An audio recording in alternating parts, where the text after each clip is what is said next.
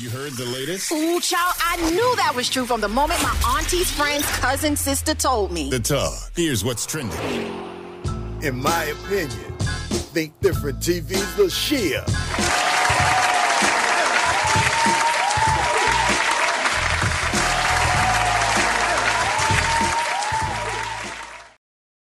What's up, everyone out there? This is LaShia from Think Different TV, which is every Monday night at 8 p.m. Eastern Standard Time, 7 p.m. Central Standard Time, 6 p.m. Mountain Standard Time, and 5 p.m. Pacific Standard Time on the Think Different TV YouTube channel. And this is In My Opinion with Think Different TV's LaShia. Let's get into it.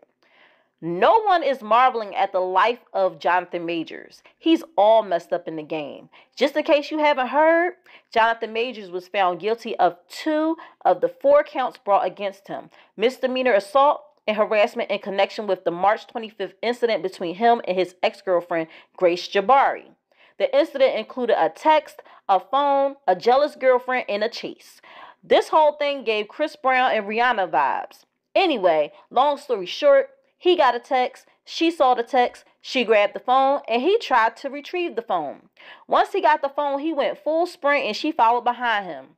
While he was trying to get his phone back, however, Jabari was injured. Even though the court did not feel he injured her intentionally, they found him guilty because they said he was too forceful in trying to retrieve his property. During the trial, Megan Good stood by his side. It was crazy learning that Majors and Good were dating because it was out of nowhere. Like, I understand them both being in the industry, but of all men, child, I digress. As a result of his guilty verdict, Jonathan has lost in a major way. Marvel deal, gone.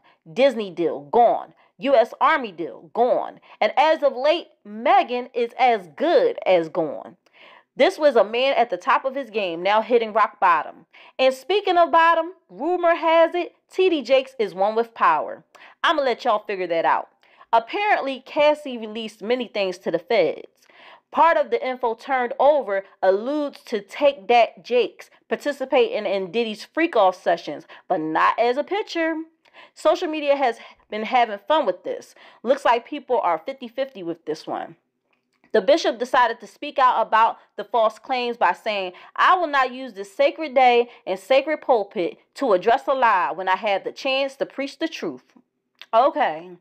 And before I go, Taraji P. Henson is definitely all in as it relates to her crusade to make sure black actresses get fair wage for their work. On the Color Purple press tour, she's been pressing buttons after seeing a certain someone show their true colors. Taraji has even mentioned that she was about to walk away from the Color Purple because of a low-ball offer.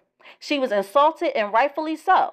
I guess Oprah got it right because Color Purple was done. However, one can't help but wonder why, when Oprah is spearheading this thing, why they would even think about lowballing Taraji in the first place. Some people assume Taraji and Oprah were beefing, but the two have cleared up the rumors, or so it seems. To wrap up, in my opinion, Jonathan Majors, you went to the other side and you lost 1,000 times. Funny, you get in trouble and look to a strong black woman to have your back. Typical. They did that man dirty, though. I saw his lawyer, too. She looked a hot mess, just like his case. I don't get it. If Grace stole his phone and was in possession of stolen property, why couldn't he use a little force to get it back? She ended up with what? A sore finger? Craziness.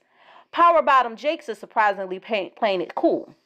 I really don't think anything will happen to him. They say what's done in the dark will come to the light. So now it's the waiting game. And Taraji, be careful. You're being a voice for others, but don't go from being lowballed to being blackballed. If Color Purple is her last film, we'll all know why. And that was In My Opinion with Think Different TV's LaShia. What's yours?